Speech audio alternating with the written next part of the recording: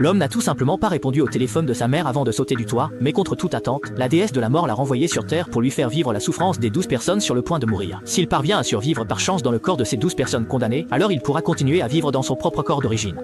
Il pensait pouvoir tirer parti de ses souvenirs pour briller, mais à sa grande surprise, sa première réincarnation se fait dans le corps d'un parachutiste extrême. Ce qui le désespère encore plus, c'est qu'il se trouve en plein ciel sans parachute. Alors qu'il ne sait pas quoi faire, un éclatant cristal de mémoire fonce soudainement vers lui. En fait, l'hôte de ce corps a toujours été un passionné de sports extrêmes, cherchant sans cesse l'adrénaline et à repousser ses limites, et il a même détenu des records mondiaux dans 10 disciplines extrêmes. Le défi qu'il relève en ce moment consiste justement à sauter de 10 000 mètres d'altitude sans parachute et à tomber en chute libre, avec pour objectif d'atterrir en toute sécurité sur une zone précise au sol. S'il y parvient, il ne battra pas seulement un nouveau record du monde, mais remportera aussi une récompense de 5 milliards. À ce moment-là, tous les médias du pays couvraient l'événement en direct, attendant avec impatience la naissance d'une légende. En pensant qu'il allait toucher 5 milliards dès qu'il toucherait le sol, Xiao Kui s'est instantanément concentré, a activé toutes ses compétences, puis a plongé droit vers la zone désignée au sol. Il a réussi d'un seul coup.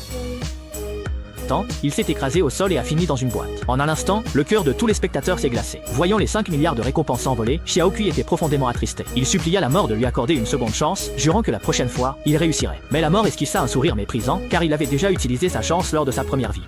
Aussitôt, la mort leva son pistolet et, sans la moindre hésitation, appuya sur la gâchette. Lorsque Xiao Kui rouvrit les yeux, il découvrit qu'il s'était réincarné dans le corps d'un BD. Il pensait que, dans cette vie, il pourrait être choyé comme un trésor, mais la réalité lui asséna un coup dur. En voyant sa mère devenir hystérique, Xiao Kui sentit immédiatement que quelque chose clochait. Comme il s'y attendait, dès qu'il rentra à la maison, sa mère le jeta violemment sur le canapé. Heureusement, son père avait l'air d'être quelqu'un de bien, mais il ne tarda pas à se rendre compte qu'il s'était trompé.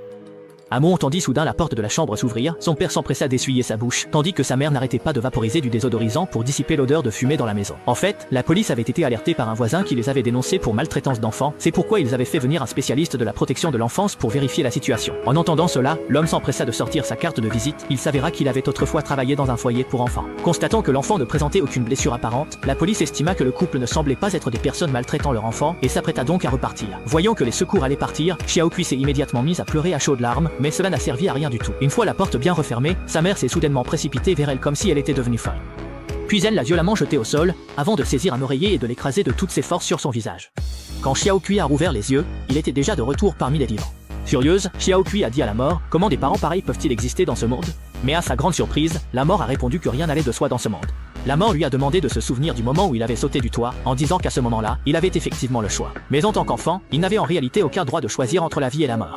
Après ces mots, la mort a saisi son pistolet et a appuyé sur la gâchette sans la moindre hésitation. Lorsque Xiao Kui a repris conscience, il s'est rendu compte que cette fois, il était devenu le deuxième fils d'une famille de magnats, en train de prendre un jet privé pour se rendre à une réunion à l'étranger.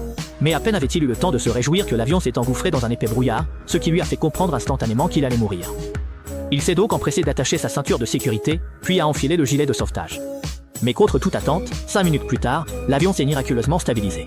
En fait, l'avion venait simplement de traverser un nuage d'orage, ce qui avait provoqué des turbulences. Ensuite, Xiao Kui s'est rendu dans le salon, et en voyant partout du vin rouge de prestige et des articles de luxe, il n'a pas pu s'empêcher de s'exclamer que c'était vraiment la vie que les riches méritaient de savourer. Mais alors qu'il rêvait déjà à un avenir radieux, l'un des moteurs de l'avion a soudainement explosé, et l'appareil a commencé à chuter à toute vitesse, effrayant Xiao Kui qui s'est précipité de toutes ses forces pour regagner son siège et attacher sa ceinture de sécurité. À ce moment-là, une hôtesse de l'air, voyant la situation, a voulu s'approcher pour le rassurer, mais la seconde suivante, un énorme trou s'est ouvert dans la carlingue, aspirant l'hôtesse à l'extérieur sur le champ. Aussitôt après, tout l'avion a explosé, le réduisant instantanément en cendres. Lorsque Xiao Kui s'est réveillé de nouveau, il était revenu dans le monde des vivants, tout ce qui venait de se passer ressemblant à un terrible cauchemar.